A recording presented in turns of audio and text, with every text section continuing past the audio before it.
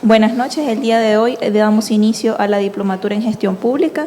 Nos acompaña el doctor Miguel Salas, quien es abogado por el colegiado egresado de la Facultad de Derecho y Ciencias Políticas de la Universidad San Martín de Porres, cursando maestría en Ciencias Políticas y Gobierno en la Escuela de Posgrado de la Pontificia Universidad Católica del Perú. Experiencia de más de 10 años laborando en el sector público, miembro del equipo de capacitadores certificados de los CES, experiencia profesional como gerente general en estrategias públicas y gobierno, consultor SAC, jefe de la Oficina de Recursos Humanos en la Presidencia del Consejo de Ministros, asesor legal externo en temas de recursos humanos, gestión pública y contrataciones del Estado en la Municipalidad Provincial de Sucre, asesor, consultor legal externo en recursos humanos en servicios gerenciales y comerciales SAC, director de licitaciones, contratos y programación del Gobierno Regional de Piura, además asesor legal de la Dirección General de Construcción en la Gerencia de Infraestructura del Gobierno Regional de Piura. Bienvenido, doctor. Gracias. Gracias, muy gentil. Muy bien, vamos, la próxima voy a actualizar ese CV porque yo estoy metido en 1000 cosas más, pero en realidad más del tiempo de la presentación que de las clases, ¿no? En verdad, llegué al tema de gestión pública y así una breve reseña, ya habiendo ganado un concurso público, una plaza en una entidad y a alguien se le ocurre ofrecerme pagar 3 veces lo que yo ganaba si me mudaba a otra entidad. Así que dije que por mejoría mi casa dejaría. No obstante, ¿no?, pensando que había hecho un buen negocio, después me di cuenta que había sido vilmente estafado. Claro, la percepción inicial era, pues, mayor remuneración, estoy mejor.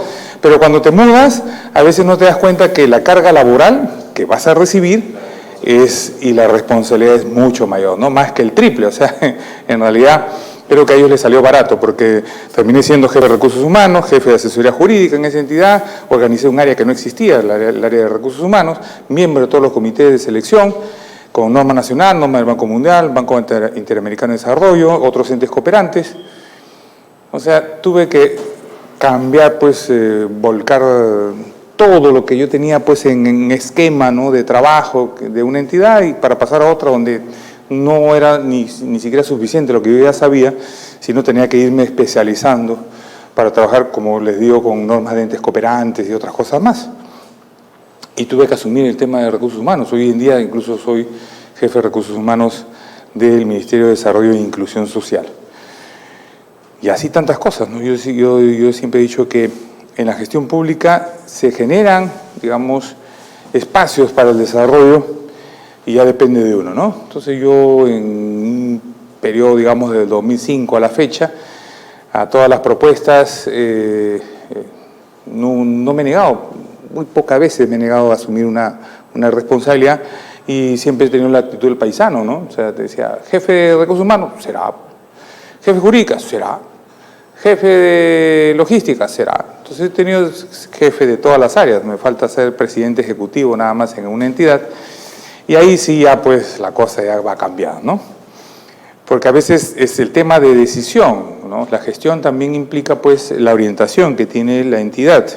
Y como le decía, en esta parte introductoria, el tema de la gestión pública implica materializar o hacer tangible o operativizar lo que se ha tomado como decisión en una administración, ¿ok?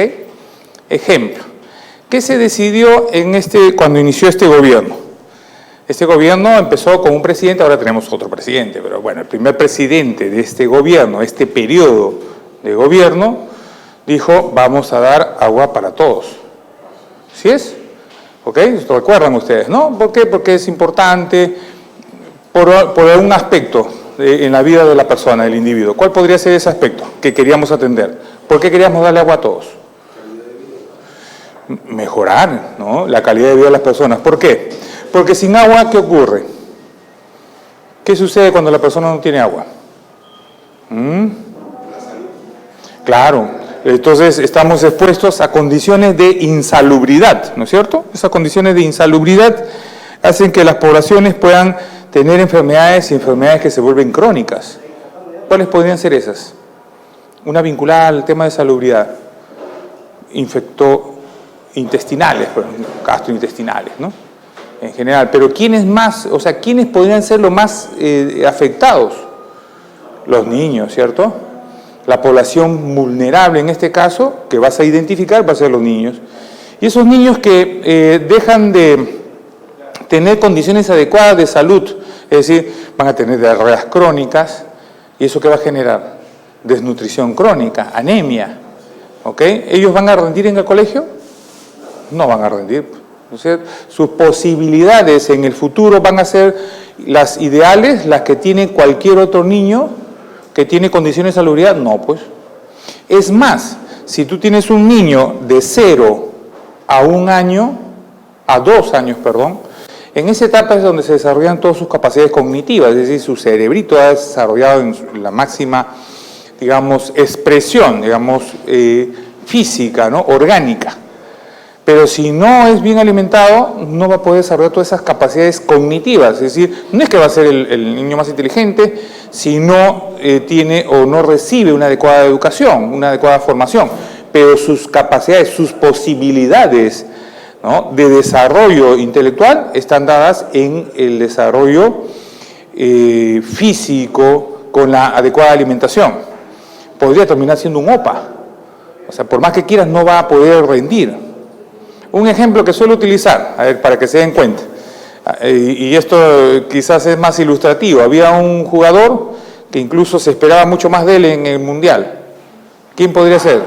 Habían dos ya, bueno, ustedes pueden ser hinchas de uno de ellos y no del otro. Bueno, ¿quién podría ser? A ver, ayúdenme a hacer el ejercicio. ¿Quién podría ser este jugador? Uno que le dicen la pulga, ¿no? Messi. Messi, cuando era muy niño, le detectaron un problema con la hormona de crecimiento. ¿Saben ustedes eso? ¿Sí? Claro, ese tratamiento que implicaba que le inyectaran, ¿no?, una ampolla con una hormona, la hormona de crecimiento, porque su problema era de crecimiento. Entonces, lo que le inyectaban era una hormona, la hormona del crecimiento.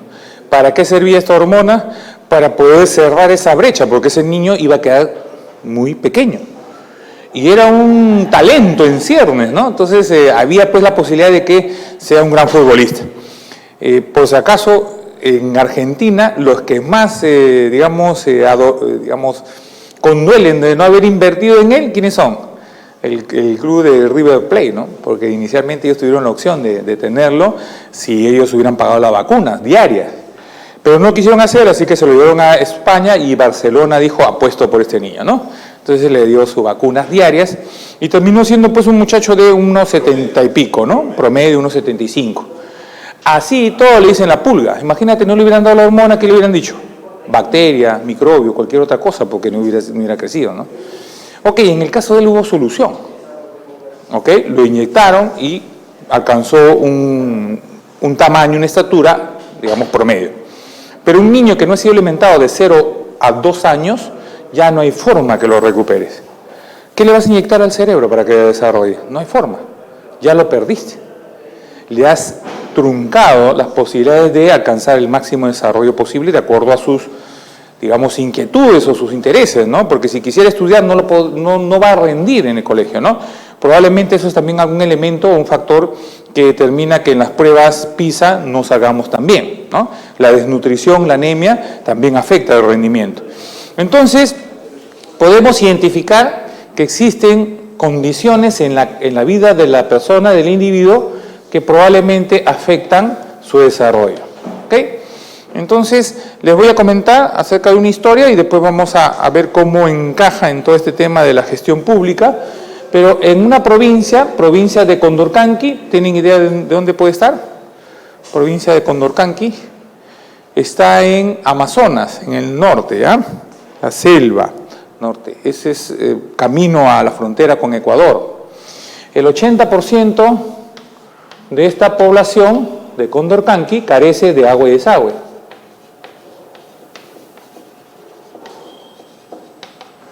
Muy bien, el 80% carece de agua y desagüe, entonces tiene una condición negativa. Entonces, la gestión pública y las políticas públicas que van de la mano, a través de una política pública yo decido cambiar esta situación. Entonces, ¿cómo la cambio? Para revertir, digo, esta es una brecha. ¿Cómo tengo que hacer, o sea, con un enfoque positivo, decir que esto va a ser cerrado a través de una acción? Esa acción es la que va a llevar a cabo la gestión pública, a través de una gestión de abastecimiento, a través de una gestión de contratación pública, para que se den cuenta cómo es que la gestión pública adquiere, digamos, relevancia para los ciudadanos. Probablemente ellos en principio dirán, pues no, ¿y esto cómo se digiere? Pero se tangibiliza de muchas formas. Una de esas formas, por ejemplo, es que yo identifique esa brecha, y hoy en día tenemos una ley, ¿no?, que regula el Sistema Nacional de Programación Multianual, que termina siendo, a la postre, el que reemplaza al Sistema Nacional de Inversión Pública. Entonces, este Sistema Nacional de Programación Multianual lo que dice, identifiquemos primero una brecha. A partir de eso hago la asignación de recursos. Entonces, cuando este gobierno dijo, vamos a atender a las poblaciones en las zonas rurales, en el interior del país, dándole el agua que necesitan, esta provincia, que es de la región Amazonas, podría enfocar, ¿no?, esa decisión de política pública y gestionar a través de lo que es la gestión pública, la gestión de abastecimiento, la gestión de contratación pública, los recursos para que pueda cerrar esta brecha. Digamos que yo soy el alcalde o me voy a postular como alcalde, a propósito que ya vienen las elecciones. Y digo entonces, yo ofrezco que durante los 4 años de gestión, 2019, 2020, 2021 y 2022, vamos a cerrar la brecha. ¿Cómo voy a hacer? Lo voy a operativizar a través de INPOI, Plan Operativo Institucional, de cada año, y ahí una de las metas será saneamiento, ¿no?, salubridad, y vamos a ejecutar el 20% en cada uno de estos periodos anuales. Y de esa manera, al final de mi gestión, de los 4 años de gestión, tengo el 80% de obras de saneamiento que estoy proponiendo ahí. Es decir, también es una decisión de gestión. Me voy a enfocar en esto.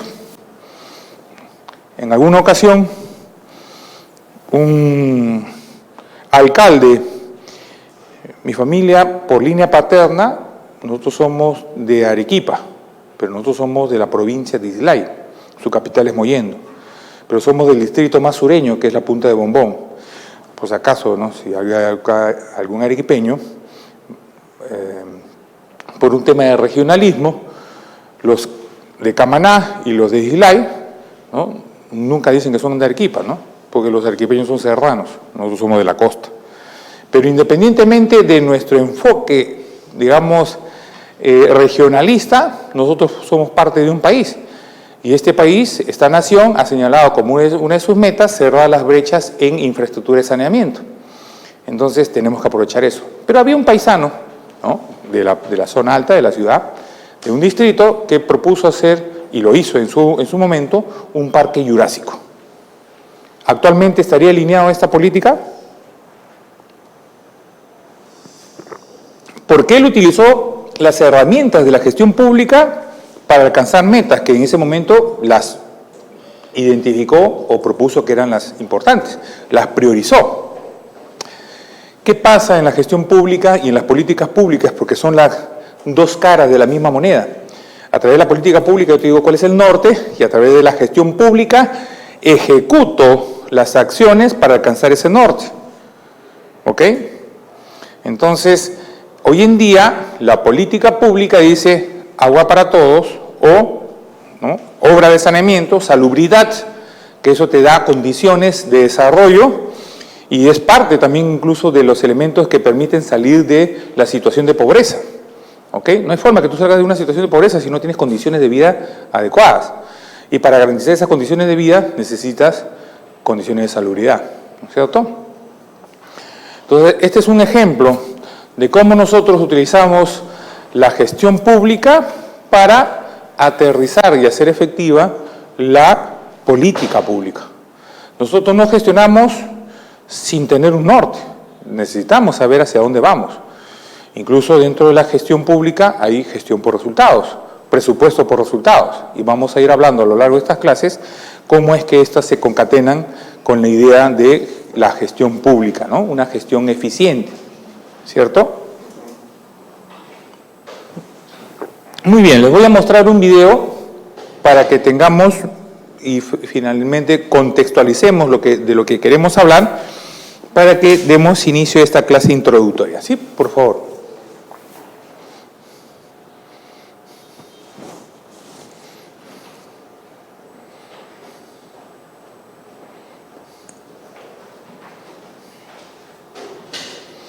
Mientras buscan el video, por si acaso, reglas de conducta importante, ¿ya? Sus celulares, por favor, no los apaguen, ¿ya? Yo soy de la idea que no deben apagarlos, pero sí pónganlos en vibrador.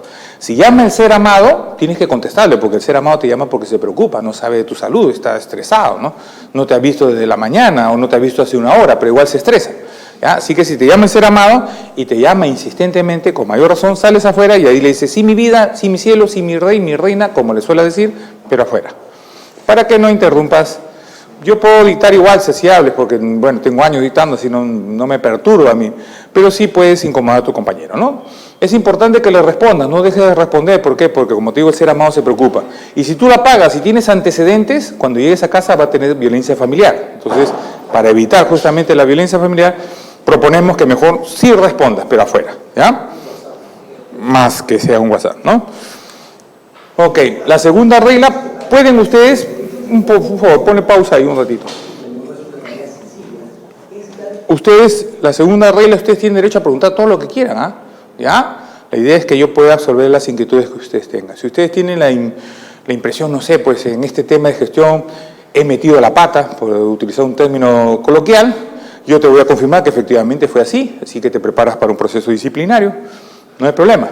Pero a partir de estas clases, ya aprendiendo lo que vamos a aprender, vamos a evitar justamente incurrir en esos errores, ¿sí?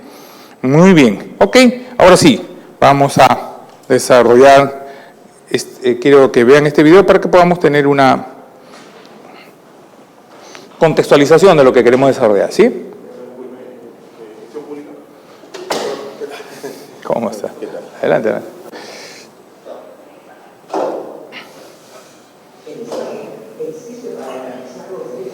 El Estado existe para garantizar los derechos de todos los ciudadanos. Y como no es una tarea sencilla, es clave que contemos con un Estado que funcione bien. Pero esto aún no se ha logrado.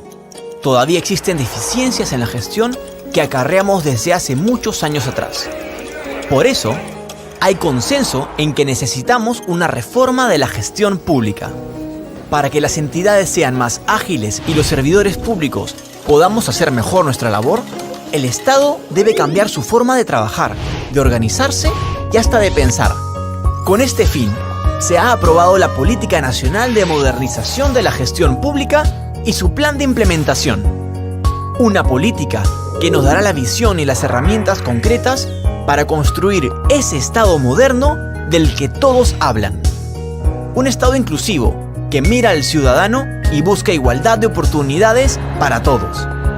Un Estado eficiente y articulado, que trabaja de manera transparente y que fomenta la participación ciudadana. Con una gestión pública orientada a resultados donde tengamos políticas públicas y planes coherentes que orienten la acción del Estado. Presupuestos definidos en función de los resultados que queremos. Procesos optimizados para la producción de bienes y servicios. Un servicio civil meritocrático y una cultura de evaluación de los resultados. Este proceso está en marcha, pero para que funcione es necesario que todos los servidores nos sumemos, que seamos los agentes que cambien la gestión pública. Démosle vida a esta nueva política desde nuestras entidades. Sumémonos a esta gran reforma y transformemos la gestión pública en el Perú. Presidencia del Consejo de Ministros. Perú. Progreso Claro. para todos. Volvamos a las diapositivas. Muy bien. Cerremos esa pantalla. Vamos a ver. Ok. ¿Qué es lo que se ha querido graficar en ese video, ¿no? O sea, el proceso, estamos en un proceso de modernización del Estado, pero en ese proceso de modernización del Estado se van a ejecutar varias, digamos, acciones. Existen varios componentes, ¿ok? Y en esos componentes digamos, interviene el servidor o funcionario público, porque somos nosotros los que vamos a hacer el cambio. El cambio no lo hace la decisión de política, como le voy a repetir, esa determinación es, digamos, el eje orientador hacia dónde queremos ir, pero somos nosotros, a través de los mecanismos o herramientas que tenemos a nuestro alcance, los que vamos a hacer esa implementación, ¿no? Y para eso utilizamos los sistemas administrativos y utilizamos las normas que regulan el accionar del servidor o funcionario público. O sea, nosotros operativizamos a través de la gestión pública las decisiones de política pública. ¿Ok? ¿Qué ven en esta imagen?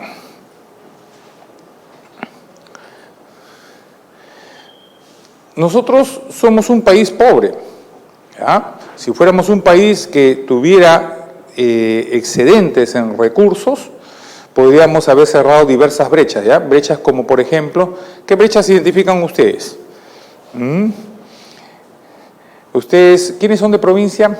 ¿Alguno de ustedes de alguna provincia o todos son limeños mazamorreros? ¿Ninguno?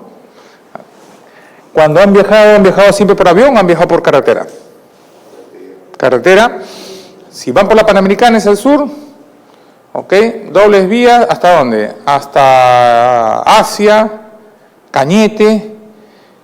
Cuando entran a Chincha, se acabó. Ahí empieza una vía de ida, una de vuelta. ¿Ok? Esa es la Panamericana, de así hasta Tacna. Algunos tramos se han ido ensanchando en doble vía, pero buen tramo es ida y vuelta.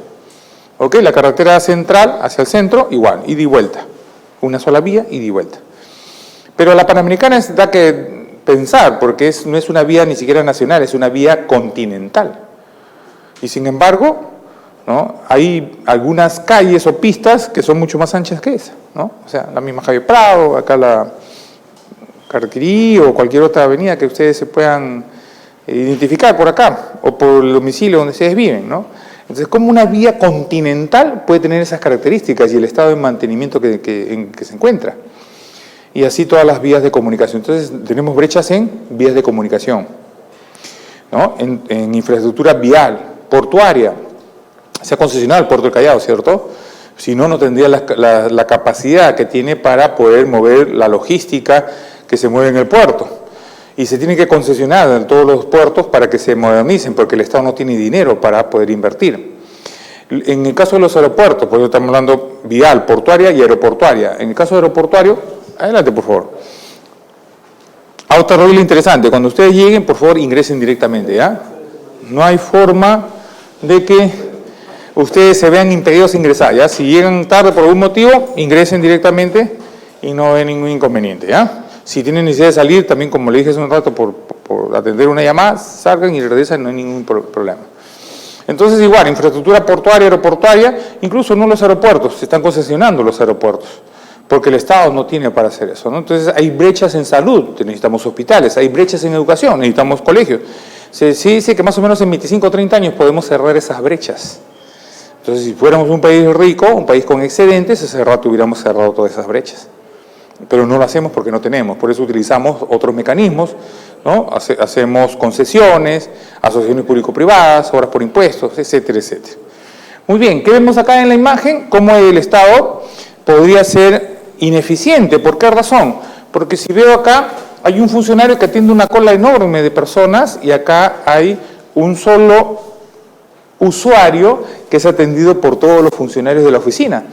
¿Estamos utilizando adecuadamente los escasos recursos que tenemos? Porque el dinero del Estado se utiliza también en pagar a los servidores y funcionarios públicos. En este mes se va a cerrar, digamos, el proyecto del presupuesto, ¿no?, institucional de todas las entidades y deben haber remitido, ya deben haber estado ya, porque debería estar la próxima semana más tardar, en el Consejo de Ministros, ajustándose el proyecto de la ley de presupuesto que se va a remitir al Congreso para que entre a la Comisión de Presupuesto para el mes de septiembre, octubre, y en noviembre salga al Pleno para que se debata la ley de presupuesto para el próximo año.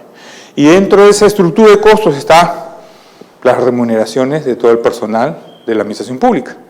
¿Ok? Entonces, ese dinero es dinero del erario público que se utiliza no solamente, o sea, ese dinero no se ve materializado no solamente en obras, ¿ok? También se ve en las prestaciones que lleva a cabo el Estado a través de los servidores públicos. Nosotros llevamos a cabo, no solamente los médicos, los enfermeros, los policías brindan servicios, son funcionarios públicos. ¿Quiénes son funcionarios públicos a propósito? ¿A quiénes identifican ustedes como funcionario público? Ya, un funcionario público es toda aquella persona que trabaja para el Estado, ¿ok? Por el mecanismo o el vínculo contractual con el cual se haya vinculado, ¿no? Porque a veces, claro, tenemos regímenes 276, 728, CAS, locación de servicios, servicios terceros, no personales, el nombre que le quieran poner, pero si trabajas y brindas una prestación de modo permanente, ¿no? O labores que son descritas en los documentos de gestión como el reglamento de organización de funciones o el manual de organización de funciones o el que haga sus veces, porque ahora estamos, digamos, con los cuadros analíticos de personal o los manuales que se están elaborando ahora digamos, bueno, estamos haciendo la dotación y después vamos a hacer los manuales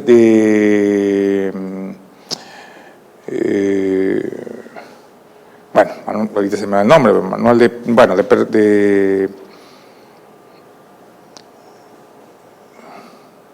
vamos a definir los puestos, ahorita se me fue el nombre, ya, bueno. Ok, pero ahí te describe en todo caso las funciones. Antes era MOVROF, pero ahora está con el nuevo servir, ahora están pasando, ahora tiene, ya, ahorita tiene que volver, es el Alzheimer, ya, la edad. Claro, son reemplazados por nuevos documentos de gestión con el servir, ¿no? Con el tránsito al servicio civil. Ok, pero ahí te describen entonces las funciones del puesto. Si alguien desarrolla una de esas funciones, quiere decir que es un funcionario público, ¿no? Entonces a veces lo contratan como locación de servicio de terceros, pero está cumpliendo una labor, ¿no? Que es una labor descrita en estos documentos de función y está cumpliendo una labor permanente. Entonces sí tiene un vínculo contractual y ahora para las normas, para el Código Penal, para la Ley de Servicio Civil, para el Código de Ética, sí esta persona debe ser considerada como funcionario, servidor o funcionario público. Si no hay un... Sí, claro, porque ahora contratan con orden de servicio, pero desarrollan una labor permanente. No, pero es una labor permanente. Entonces, principio de primacía de la realidad, ¿no? Es un servidor o funcionario público y para el Código Penal, para el Código de Ética del Funcionario Público, para la ley del empleado público, es un funcionario público. Sí. Todos. El que es por elección, o sea, un funcionario público es el presidente de la República, los congresistas, por designación, las personas que trabajan de una u otra manera para el Estado son funcionarios públicos. ¿Ok? No, servidor es el término general. ¿Ok? Funcionarios porque ya asumes un cargo de responsabilidad. Pero de eso vamos a hablar acá en 2 sesiones, me parece que vamos a ver el tema de la gestión de recursos humanos. Ahí vamos a ampliar un poco más, ¿ya? Esta es una clase introductoria, vamos a tratar de ver aspectos generales de lo que es la gestión pública. Yo lo que quiero es que ustedes se enfoquen en que efectivamente esta gestión implica muchos aspectos de la vida de la administración pública en general, ¿no? Todas las entidades gestionan en diversos ámbitos, ¿no? Como les había dicho, gestionas recursos humanos, gestionas en abastecimiento, gestionas en presupuestos, gestionas en planeamiento estratégico, gestionas en muchos aspectos, ¿ok? Entonces, ¿qué nos dice esta diapositiva? Dice, el Estado tiene la obligación de satisfacer las necesidades de sus habitantes, este es el principal objetivo del Estado y al satisfacer tales necesidades garantiza la convivencia y la paz social.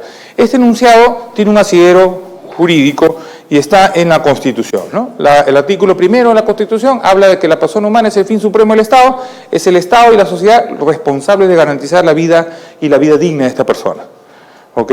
Entonces, nosotros cuando gestionamos no estamos haciendo un favor, por eso decimos, el Estado tiene, no es que puede tener, no, tiene, la afirmación es imperativa, o sea, tiene la obligación de atender, ¿ok? Y satisfacer las necesidades de sus habitantes. Entonces, ¿cuáles son esas necesidades? Las necesidades básicas, pues, educación, salud, ¿no? En este país la educación es gratuita, ¿no? La salud es gratuita, bueno, entre comillas, ¿no? Si no tienes, bueno, hay un sistema ahora, pues, el SIS, ¿no? Pero hay un sistema de aseguramiento con el que deberías ser atendido, ¿no? Entonces, en principio, entonces el Estado tiene como finalidad digamos, a la comunidad, a la población en general. Por eso decimos también acá, la finalidad del Estado es, la causa final del Estado es el bien común, es decir, el bien de la comunidad. Nosotros estamos en la administración pública para servir, no para servirnos. O sea, y cualquier entidad tiene, digamos, un core de negocio. ¿A qué nos dedicamos? Hace años existía un PRONA, Programa Nacional de Asistencia Alimentaria. ¿Cuál es su core de negocio? Asistir alimentariamente a ¿quiénes? A los más desfavorecidos, es decir, esa población vulnerable, la gente que estaba en estado de pobreza, pobreza extrema, cuyos ingresos no le alcanzaban para poder subsistir, ¿ok? ¿Cuál es el core de negocio de la Policía Nacional? La seguridad interna, pues, ¿no es cierto? Velar porque existan condiciones para que todos tengamos un desarrollo, digamos. Claro que hoy en día, pues, en las noticias abundan, ¿no? Asaltos, ¿no? Delincuencia y todo lo demás. Claro, ellos tienen que abocarse a reducir esos índices de delincuencia, ¿no? Tienen que establecer mecanismos que permitan garantizar la seguridad que todo el mundo necesita para poder desarrollarse. A eso se dedicará. Y así cada entidad, ¿a qué se dedica el sector salud? Prestaciones de salud. ¿A qué se dedica el sector educación? Prestaciones de educación, educativas, tiene que formar a los ciudadanos, ¿cierto? El bien común entonces consiste en un conjunto de condiciones sociales que favorecen la existencia y el desarrollo del hombre. ¿Ok? Entonces el Estado tiene que darme condiciones, no me va a subvencionar, digamos, en forma arbitraria. O sea, por ejemplo, soy una población que no tiene conectividad, entonces me construí una carretera, un puente, y ya me dio accesibilidad, ya me dio condiciones para alcanzar el desarrollo, ¿no? Hay poblaciones, si ustedes viajan a zonas altoandinas, al interior del país, no tienen las condiciones que tienen ustedes son citadinos la mayoría probablemente, ¿cierto? Viven en una ciudad, ustedes abren la puerta de su casa, encuentras pista, vereda, pasa el metropolitano, pasa un taxi, tienes la clínica, tienes el hospital, tienes la universidad, el colegio, todo a la mano, ¿cierto? Tienes el mall, ¿no? Una cosa pero espectacular, sin eso no vives. ¿Ok? Tienes un interruptor ahí en la puerta de la casa, cuando ingresas enciendes la luz. ¿Ok? Tienes una llave en el grifo, ¿no? Tienes una ducha, te bañas. Hay sitios donde no hay nada de eso. ¿Ya? No tienen esas condiciones. Ellos abren la puerta, encuentran tierra, cruzan la sequía, más tierra. ¿Ok? No hay electricidad, no tienen iluminación, o sea, su día termina a más tardar 6, 7 de la noche. Hay que acostarse temprano, sí, pues vela para un rato, pero después a dormir, temprano. ¿Ok? No habría la posibilidad de que yo les dicte una clase porque como no tenemos electricidad no podemos hacer la proyección. ¿Ok? Entonces tu día se ha extendido hasta poder optimizar, digamos, tus horarios y poder capacitarte, etcétera, etcétera. Esas ventajas no la tienen en el interior. Sin embargo, son ciudadanos peruanos, tal cual como nosotros acá, ¿no? Tienen su DNI, color azulito, ¿ok? No solamente en la costa, en la sierra, en la selva, las comunidades nativas, ¿no? Las comunidades Ayanin, Cachipibo, Conibo, etcétera, ¿no? Aguajún, todos igual, ciudadanos peruanos. ¿Pero tienen las mismas condiciones que nosotros? No. Son iguales a nosotros, son iguales ante la ley y tienen derecho a tener las mismas condiciones. ¿Ok? De eso se trata. El Estado tiene que darle esas condiciones para que alcancen su máximo desarrollo. Entonces, el Estado es el medio social, ¿no? Propicio para que la persona se realice. Claro, un Estado democrático que te garantiza el acceso, ¿no? A la justicia, ¿no? A los servicios en general, ese es el ambiente propicio, ¿no? Voy a hacer una grosería, pero comparemos con la situación de algunos países hermanos, ¿no? Quizás ellos no tienen las mismas condiciones, ¿no? Para elegir el destino, por ejemplo, que quieren como nación. ¿Ok? Entonces, esas condiciones sí las tienes acá. Y a veces esas cosas mínimas no las valoramos. ¿Podemos tener cosas mejores? Sí, obviamente. Pero ese es un proceso de construcción en el cual también participamos todos. O sea, si somos honrados, ¿no? la única forma también de eliminar la corrupción es desde abajo, ¿ya? O sea, para que exista corrupción, necesariamente hay corruptor y corrompido, ¿no? Si hay corrupción y yo no acepto la corrupción, si nadie acepta la corrupción, ese flagelo se puede ir eliminando, pero si aceptamos esas condiciones, definitivamente pues va a tomar más cuerpo y esto, digamos, va a hacer pues que nosotros no alcancemos el desarrollo que esperamos, ¿no? El bien común, entonces, es el orden justo para la vida suficiente de una comunidad, ¿ok? El bien común es el orden justo, ¿no?, para la vida suficiente de una comunidad. No podemos, o sea, por eso nosotros privilegiamos el bien común sobre el beneficio personal. Incluso hasta cuando queremos alcanzar, digamos, o establecer mecanismos de desarrollo, ¿no? Ay, necesitamos hacer una carretera, pero ¿sabes qué? Necesitamos pasar por tu chacra, ¿no?, por tu terreno. Entonces, el bien general va a permitir que, incluso regulado por norma, hagamos una expropiación para que podamos tener el derecho para hacer, digamos, la vía, ¿no? Una vía cercana que tiene muchos años, ¿no?, pero ahora ya queda insuficiente, la vía expresa.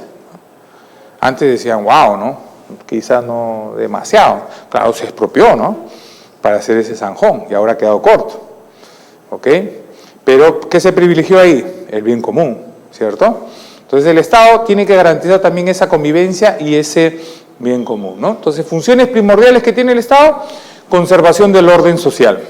Pero para que exista ese orden social, tiene que garantizarse a todas las personas que tienen condiciones básicas pues de convivencia, ¿no? Entonces, para eso tiene que todo el mundo tener accesos a los servicios básicos, pues, a salud, educación por lo menos, ¿cierto? La defensa contra las agresiones externas, eso también, ¿no? Entonces, tenemos límites fronterizos y hay las Fuerzas Armadas en este país tienen que garantizar eso, ¿no? La administración de justicia, ¿no?, el Poder Judicial, no vamos a ahondar en eso, ¿ya?, por obvios motivos. Los servicios civiles, ¿no? Y ahí estamos nosotros, ¿no? ¿Por qué? Porque todos los servidores y funcionarios públicos, incluso ahora hay una normativa que lo que quiere es regular pues todos los diferentes pues mecanismos que se han utilizado en el Estado pues para la contratación del personal, porque el personal, digamos, el más importante capital que puede tener el Estado es la persona, ¿no? Nosotros no podemos ser mejores a pesar de las personas, a pesar de los individuos. Solamente vamos a mejorar a través de las personas. O sea, si tenemos personal calificado, competente, vamos a mejorar, pero si no, no. ¿Ok? Las personas tienen que tener capacitación, tienen que tener habilidades duras y blandas. Las habilidades duras están referidas a tus conocimientos, ¿no? Tu título, tu maestría, tus diplomados, o sea, el conocimiento, ¿sí? Pero las blandas es la posibilidad de que cómo es que tú trasladas esos conocimientos y toda tu experiencia para la ejecución de una labor, ¿no? Algunos pueden ser muy bien capacitados, pero no pueden trabajar en equipo, ¿ya? Y entonces ahí hay un problema, ¿no? O sea, porque es un monstruo, pero ponle una chamba en que la tenga que hacer solo, la hace, pero si tiene que trabajar en equipo ya se complica la cosa, ¿ok? Entonces, ahora que seleccionamos personal, también tenemos que ver esas cosas, ¿no? Si este puesto requiere habilidades blandas, tenemos que calificar esas habilidades, porque finalmente puede llegar una persona que, wow, o sea, pergamino es un montón, pero no puede trabajar con los demás, porque, no sé, pues, digamos, por exagerar, ¿no?, tiene fobia social, ¿ya? Y no te habla, pues ya, oye, ¿sabes qué? Hay un riesgo, una contingencia que se va a generar en el proceso que lleva, pero ni te avisa, pues, porque no. O no habla con las chicas, no, yo tengo vergüenza, ¿no? Me chupo, me pongo colorado si me miran las chicas. Me escondo, ¿no?, en mi caparazón y estoy abajo. No miro a nadie, ¿no? Buenas tardes, buenos días, yo. Entonces, claro, es de todo. O sea, yo estoy tratando, ahorita exagerando un poco, pero para que se den cuenta que así como ese ejemplo pueden haber 1000, ¿ya? Entonces, el capital humano.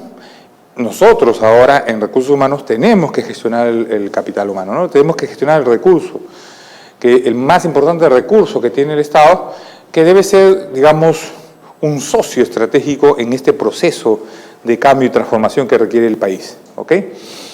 La educación es fundamental. No hay forma que tú mejores si no hay educación, y una educación de calidad.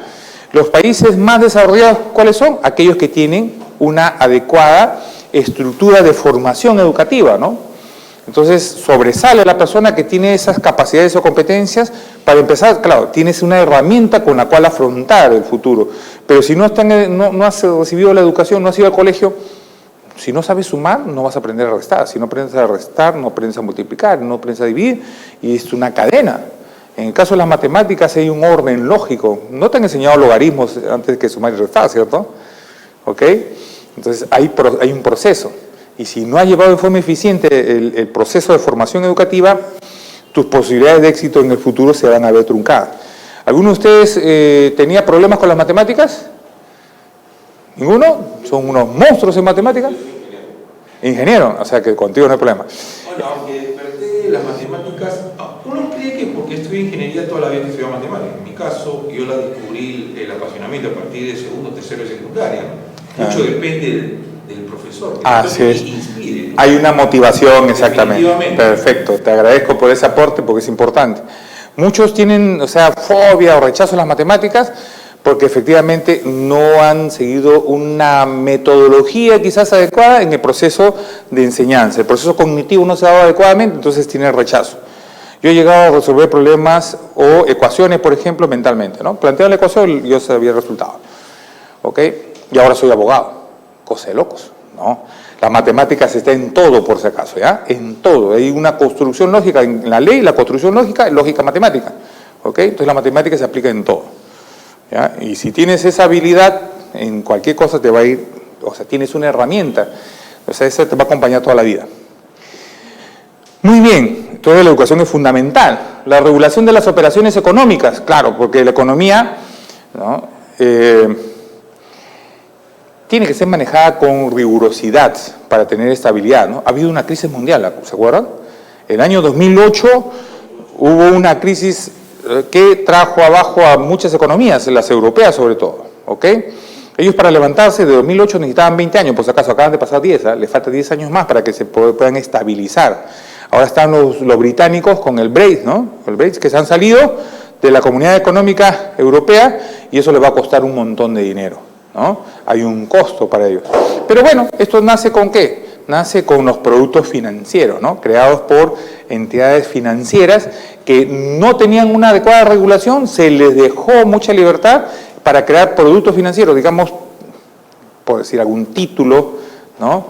Un valor. Ahora hablan pues no de las monedas virtuales, a mí me causa un poco de temor eso, ¿no? Pero el sol, la moneda, nosotros que tenemos un respaldo en oro, ¿no? Sol es oro, decía, no se quiere decir que hay un respaldo para esa emisión, sino existiría emisión inorgánica, ¿no? Había una época aquí que hemos tenido, digamos, una crisis económica también y se utilizaba lo que decían la maquinita, ¿no? O sea, tú imprimías billetes pero no tenías respaldo, algo como lo que ocurre en Venezuela, ¿no? Si no hay un control de la economía, y nuestra economía se ha vuelto una economía sólida, ¿cierto? Porque con esa crisis nosotros nos hemos visto afectados, no nos ha golpeado, porque también hay cierta diversificación y no dependíamos de los países que habían sido afectados, ¿no? Cierta diversificación, digo yo, ¿por qué? Porque nuestra economía también se basa mucho en una economía extractiva, ¿no? De minerales, o sea, nosotros, eso de que oro sí, ¿no? O agua sí, oro no, y todo eso, ¿no? Tiene que haber una convivencia entre todos los medios, porque incluso la producción de minerales en nuestro país es lo que ha sustentado en buenos tramos o en buenos periodos la economía, y incluso hasta la economía informal, ¿no? También, aunque parezca mentira, pero ha sido sustento de una economía en épocas de crisis sobre todo. Muy bien, la regulación entonces de las operaciones económicas, ¿quién las tiene actualmente? ¿Quiénes intervienen ahí? Por ejemplo, BCR, interviene la Superintendencia de Banca y Seguros, que tienen control y regulación en los aspectos económicos en nuestro país. Desarrollo económico y social, ¿no? Acá podríamos hablar, incluso ahí se creó un ministerio, el Ministerio de Desarrollo e Inclusión Social, para poder impulsar justamente que las poblaciones menos favorecidas puedan tener también la oportunidad, ¿no? Por eso hablamos de desarrollo. Aquí, los que ya tenemos condiciones adecuadas, estamos bien, pero las personas que son desfavorecidas, ¿ok?, que tienen índices de ingresos muy bajos y que están en situación de pobreza o pobreza extrema, tienen que ser apoyados por el Estado, ¿no? A través de programas, ¿no?, sociales, para que sean incorporados a la sociedad y tengan todas las condiciones para alcanzar su máximo desarrollo. Hay que romper los ciclos de pobreza, ¿no es cierto?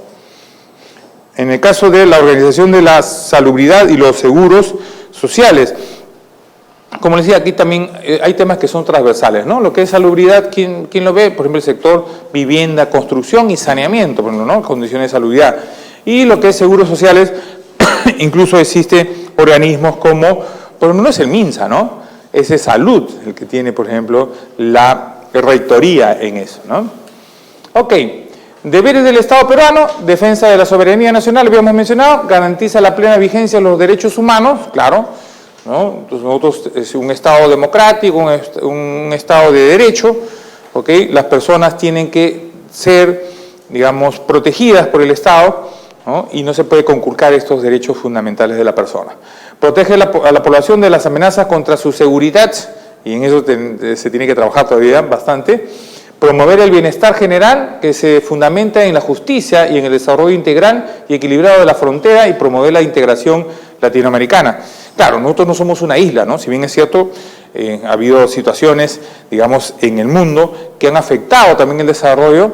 En este caso, nosotros a nivel latinoamericano incluso estamos promoviendo, digamos, alianzas estratégicas, ¿no? Tenemos la Alianza del Pacífico. ¿Por qué? Porque estamos tratando de hacer sinergia con otros países para poder alcanzar el máximo desarrollo y tener, digamos, mejores condiciones para negociar tratados de comercio y buscar que podamos tener, digamos, un trato preferente, digamos, en las negociaciones que se llevan a cabo para el comercio internacional.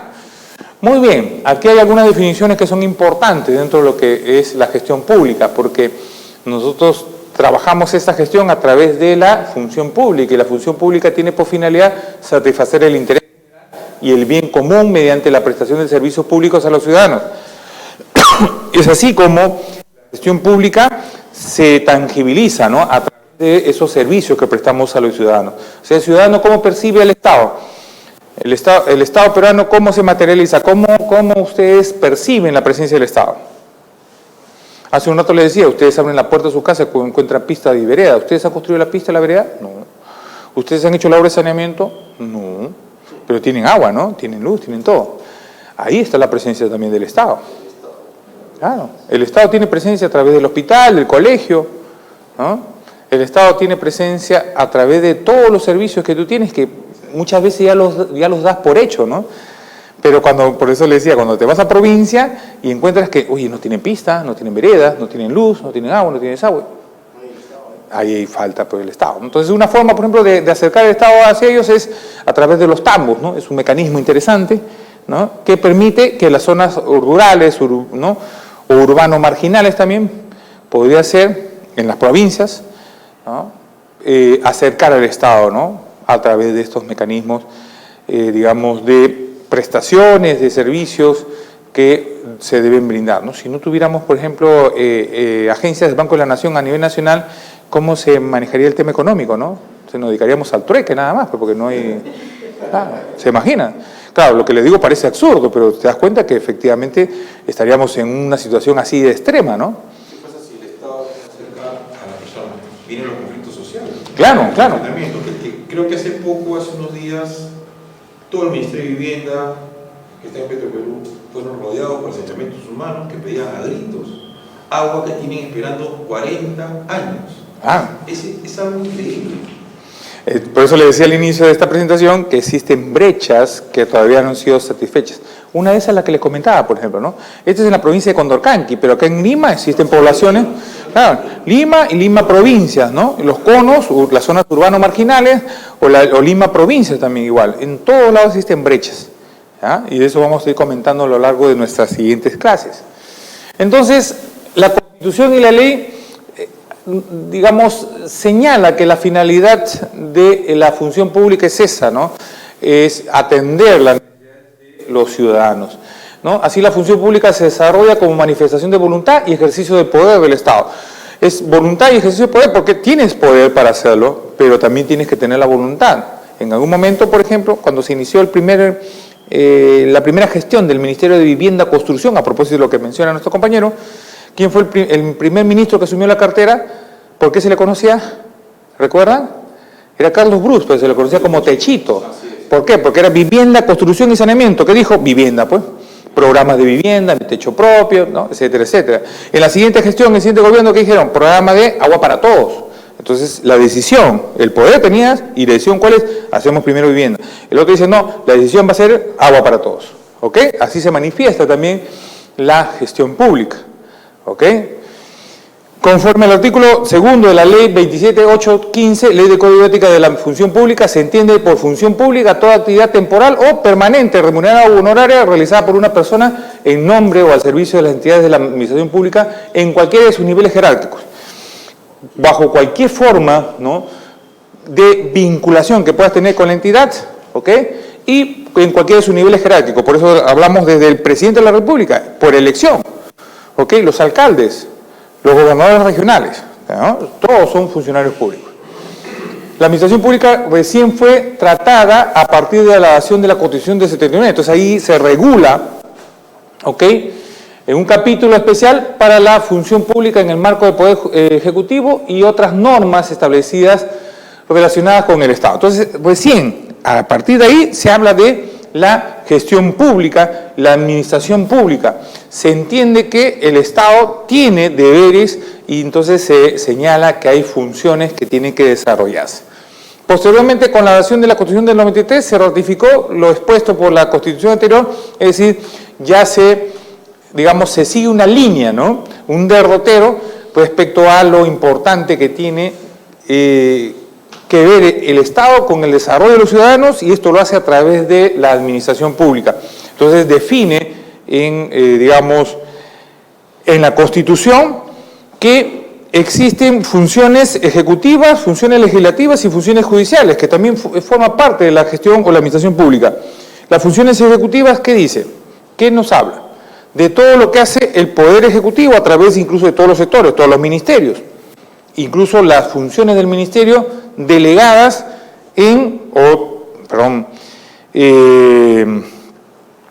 representadas incluso en los gobiernos regionales. Por eso tenemos direcciones regionales de salud, dirección regional de trabajo, dirección regional de educación, etc. En el caso de la función legislativa, ¿qué le corresponde a los congresistas? Es legislar, ¿no? Y debería hacerse esto de manera eficiente para que podamos no llenarnos de normas, sino de regular las condiciones en las cuales la población puede alcanzar su máximo desarrollo. Entonces, dar normas para señalar el día de, no sé, pues el día de ceviche, el día de eso, pues no. Pero debería regularse algunos aspectos de la vida social que genere, ¿no?, valor en la población, ¿no? Porque esos de celebraciones probablemente no sean lo más adecuado. Y la función judicial, ¿no?, una correcta administración de justicia. La justicia, cuando tarda, ya no es justicia. Es decir, ¿qué tal si, y esto yo lo he percibido, soy abogado, pero en una ocasión conocí a una persona que estuvo presa 1 año. Después de 1 año sale libre por falta de pruebas, ¿no? Y unos dirán, se hizo justicia. ¿Pero realmente se hizo justicia? ¿No hubiera sido más justo no meterlo preso si no tenías pruebas? ¿Por qué, seguiste el proceso con mandato de detención si no habían pruebas suficientes? La Constitución dice que la persona debe ser presumida inocente, salvo se puede lo contrario. Entonces deben tratarte como inocente, porque te metieron preso. Entonces no se hizo justicia. Se hará justicia cuando se le pague la reparación civil correspondiente, pero hay cosas que pudo haber pasado que han atentado contra su dignidad, que es uno de los valores más preciados que puede tener la persona, y que eso no lo va a recuperar, ¿no? Entonces, también la administración de justicia es importante y tiene que hacerse de manera eficiente. Diagnóstico del servicio civil. ¿Por qué? ¿Por qué es importante esto? Porque, como le decía, pues el servidor funcionario público es quien lleva a cabo el ejercicio de la gestión, ¿no?, en los diversos sistemas administrativos, y materializa pues la función y la gestión pública. Por eso, ausencia generalizada de conciencia respecto a la importancia del rol que cumplen los funcionarios públicos, el cual no es bien visto por la sociedad. Claro, porque muchas veces se critica y se habla de la función o la administración pública con un tono de crítica, ¿no? De señalamiento como que es deficiente, ¿no? O ineficiente, por decirlo mínimo, ¿no? También se dice que hay una inexistencia de una adecuada política de gestión de recursos humanos en el sector público. Por esa razón, quizás también el nuevo servicio civil está estableciendo, digamos, cómo debe ser incluso evaluado el personal, cómo debe gestionarse el recurso humano. Existen, ¿no?, subsistemas dentro de este servicio civil para que podamos incluso gestionar el recurso humano, potenciar el recurso humano, remunerarlo adecuadamente, seleccionarlo adecuadamente, mantenerlo dentro de la entidad, ¿no?, hacer una adecuada retención incluso del capital o del recurso humano. Entonces, no había una política y ahora se está implementando. Lamentablemente, también tenemos que decirlo, por ejemplo, el Poder Judicial se ha exonerado del tránsito al servicio civil. El Poder Legislativo se ha exonerado, se ha salido del tránsito. Entonces, ¿qué ejemplo, no, están dando, ¿no?, estos dos poderes del Estado? Entonces, es algo, digamos, contradictorio, ¿no? Pero también, pues, es algo que debemos señalar, ¿no? Entonces, ese tránsito al servicio civil es una herramienta de estrategia del Estado para unificar, pues, todos estos diversos mecanismos que señalábamos con los cuales se ha contratado al personal, ¿no? Y porque incluso cuando tú ves a los amigos que están en el régimen de la 276, remuneración básica 0,50 céntimos. Yo firmaba planillas en la época del señor Humala y tenía, pues, planillas que decían 0,50. 50 céntimos, tu remuneración básica, pues. Claro, y pues sobre la básica, pues, tu básica es 0,50. Por eso que recibes de pensión lo que te puedan dar, pues, ¿no? Por eso que recibes de gratificación 300 soles, pues. Y debes saltar en un pie y en dos si quieres, pero es lo máximo, porque de 0,50 te dan 300 soles, quiere decir que te han dado, pues, 30.000% más o menos, ¿no? O 3.000%, perdón. Una cosa de locos, ¿no? Entonces, con el servicio civil, el tránsito permite sincerar incluso tu remuneración. Entonces, hay varios aspectos que a veces algunas, digamos, por cuestiones políticas quieren mantener, pero en realidad no es eficiente, pues. O sea, no se incentiva a la meritocracia, y eso es importante. Para que las cosas mejoren también debe haber meritocracia. Deben acceder, digamos, a los más altos cargos quienes tienen capacidades o competencias para ello. Fragmentación normativa e institucional, o sea, mucha, abundante, digamos, normativa que no integra todo lo que es el sistema del servicio civil. Vigencia de regímenes sumamente rígidos y inexistencia del principio de mérito, ¿no? Porque muchas veces una vez que accedes, pues, no sé, pues, estás en la 276 o en la 728, una vez que ya estás ya nombrado, ya no te preocupas, ¿no? Y así pasa, ¿no? Entonces, y eso debe cambiar, ¿no? Inexistencia de una política de remuneración racional dirigida a captar y mantener a los mejores profesionales. Porque a veces en el sector privado te pueden pagar bien, pero también en el sector público hay entidades que sí tienen una buena política de remuneraciones, y entonces captan y mantienen a personal, pero hay otras que no. En provincia es un poco complicado, ¿eh? Porque, por ejemplo, el alcalde tiene una remuneración en función al número, pues, de habitantes. Entonces un alcalde gana 2.500 soles y dice, quiero captar a buenos profesionales, y alguien de Lima quiere ir allá, si él gana 2.500, ¿cuánto te puede pagar? ¿1.500? ¿2.000? Y tú dices, wow, no, pues. Sí, claro, de provincia, depende de la provincia, pueden estar en eso, en ese rango, así que no pueden captar a profesionales muy calificados porque no pueden pagar lo que podrían ellos conseguir en otras, digamos, regiones o provincias, ¿no? En cuanto al mal desempeño del servicio civil, afecta a diversos pilares de la competitividad, ¿no? Principalmente lo relacionado a la eficiencia en el marco del bien y servicio, que es explicado entre otros factores. 12 pilares de la competitividad, por ejemplo, eficiencia en el marco del bien, de bienes y servicios, tiempo necesario para empezar un negocio, ¿no? A diferencia de otros países, por ejemplo, 114 días, ¿no? Y puede ser más, ¿no? Ese es un promedio, ¿no? Si tú quieres empezar un negocio, 114 días, ¿qué implica? Son medio año, ¿no es cierto? Medio año. Entonces, no somos eficientes, ¿no? En ranking institucional, de instituciones, estamos en el puesto 96. En infraestructura, en el puesto 88. Claro, deberíamos estar entre los 10 primeros si, digamos, tenemos una buena infraestructura vial, portuaria y aeroportuaria, lo que le mencionaba, ¿no? Estabilidad macroeconómica, 75. Porque en realidad pues hay políticas públicas que a veces no se mantienen, ¿no? Los cambios, la rotación de personal hace pues que tú no seas eficiente.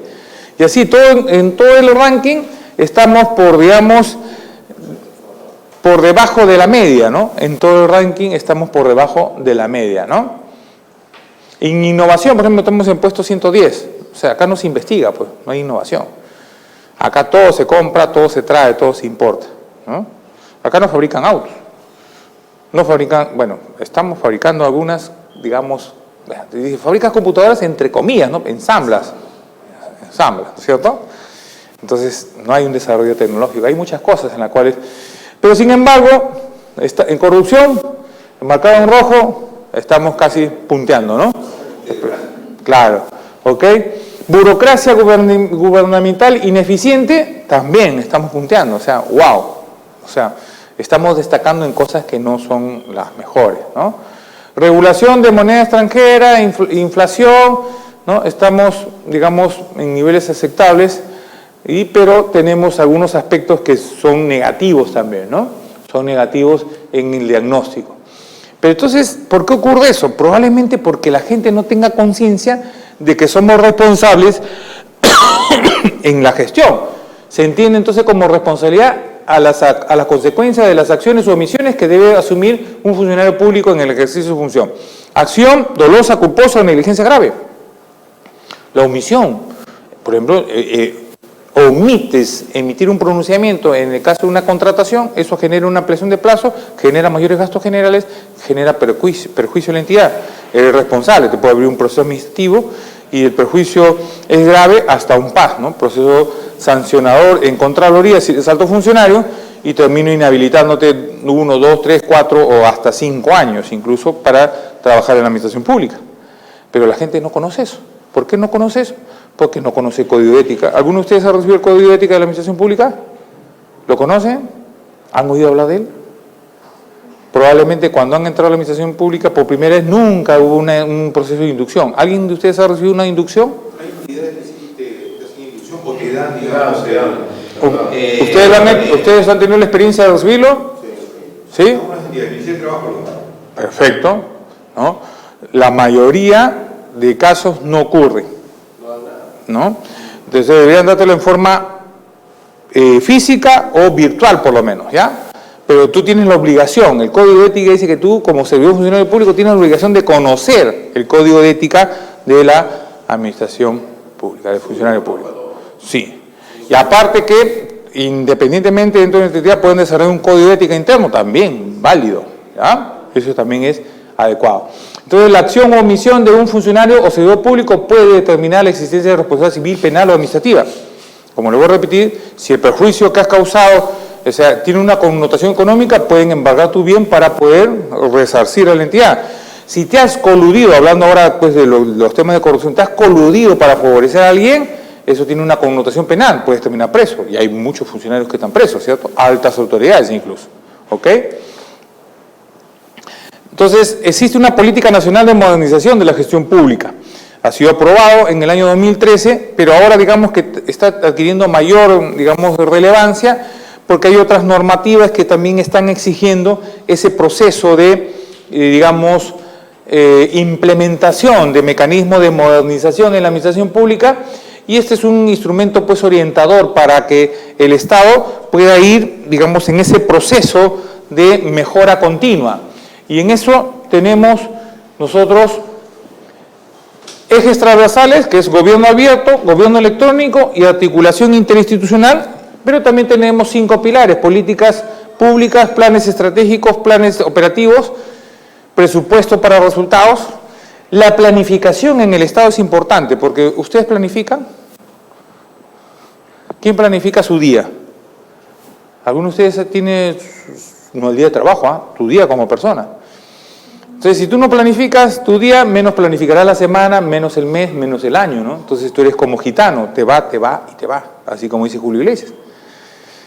Entonces, ¿hacia dónde quieres llegar? ¿Hacia dónde vas como persona? O sea, cuando tú haces una evaluación a fin de año, ¿qué dices? ¿Conseguí mis objetivos? ¿Cuál es? Si no tenías ningún objetivo, no has planificado nada. El Estado no puede ser así, el Estado tiene que tener claro a dónde va, cuál es su norte. Y en base a eso, por eso hablamos ahora de gestión por resultados. Tú vas a gestionar no de forma antojadiza, tú tienes que decir qué resultados esperas. Quiero reducir la anemia, quiero reducir la mortandad materno-infantil, quiero reducir la desnutrición crónica, por ejemplo, son aspectos que están vinculados a lo que es salud, ¿no? Al sector, digamos, desarrollo e inclusión social y a otros sectores que pueden estar transversalmente vinculados con este tema.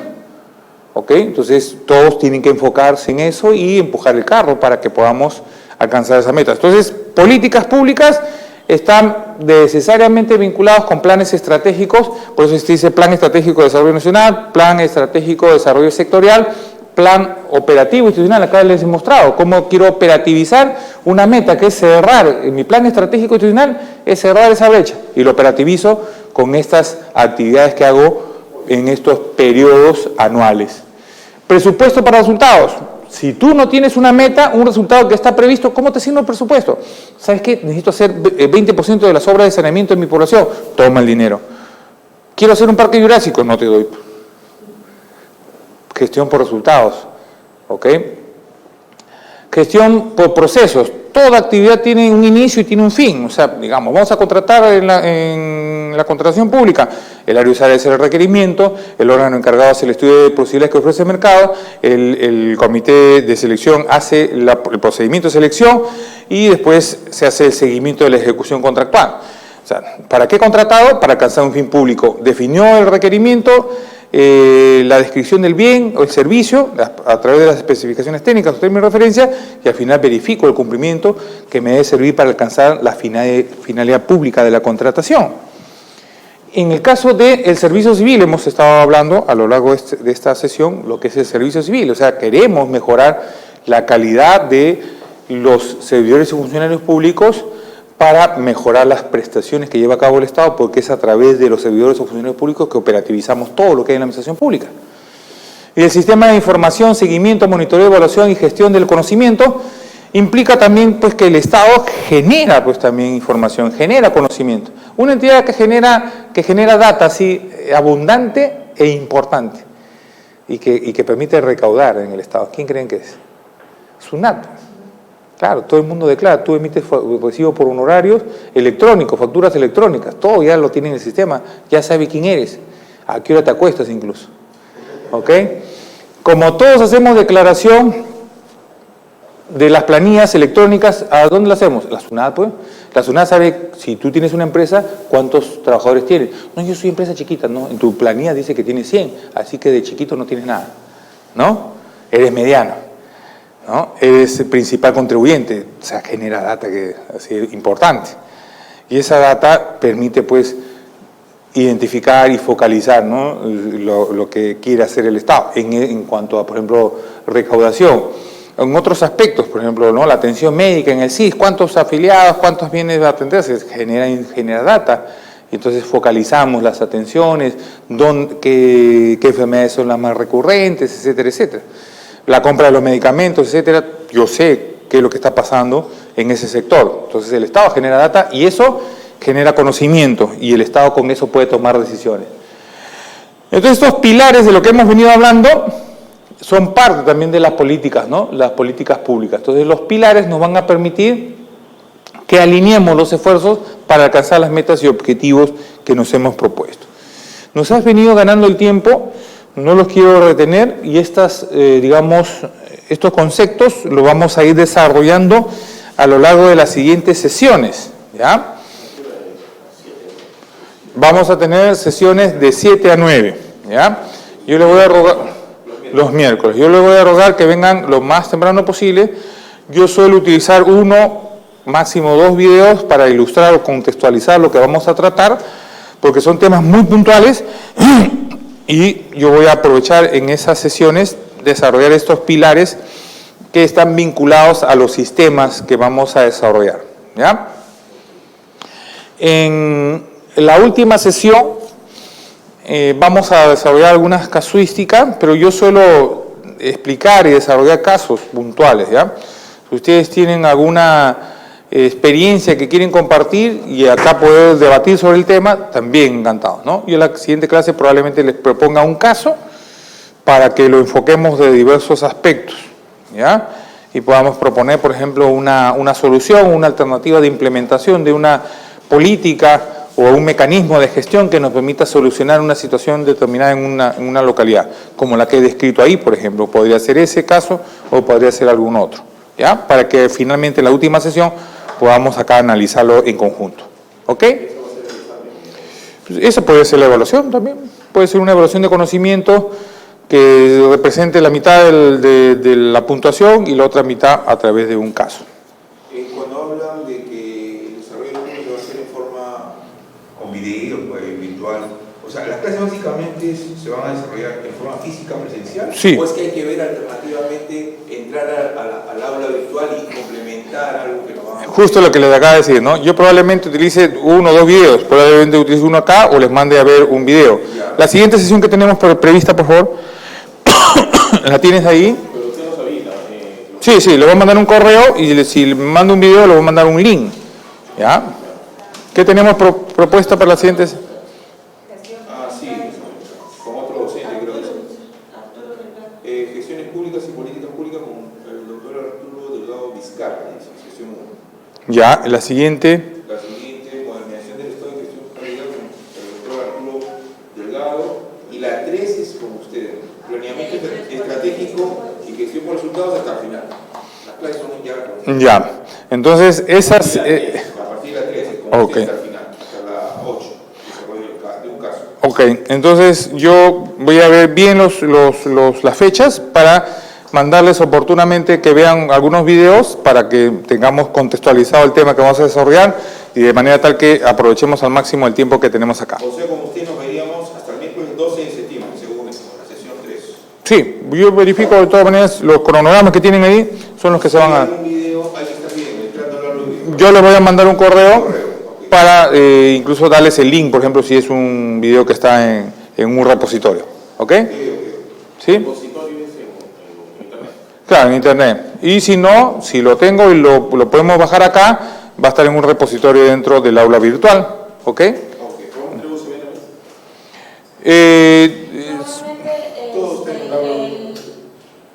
encargados te mandan los links, te mandan información. Todo en el aula virtual. Sí. ¿Por correo o todo en el aula virtual? Por eso Sí, en el aula virtual. sí hay unos programas que te permiten, si es un repositorio, hay programas que te permiten también descargar, ¿no? Del repositorio, donde si es que están libres para descargar, porque algunos están con, digamos, protegidos, por decirlo de una manera, ¿no? Entonces lo podemos ver ahí, pero no lo podemos descargar, ¿ok? Listo, les agradezco por su participación y espero verlos en septiembre, ¿no? 12 de septiembre, muy bien, ok.